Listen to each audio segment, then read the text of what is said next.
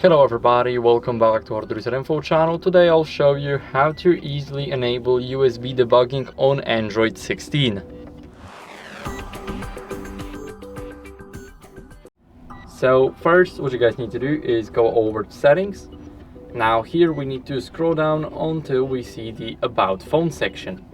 Now we need to scroll down almost to the bottom until we see the build number.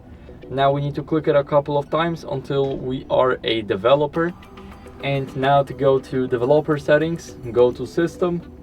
Now scroll down and here we will have developer options. Now we need to find the USB debugging, so we need to scroll down. Now here we will have it in the debugging section, so enable USB debugging, click OK, and now it's enabled.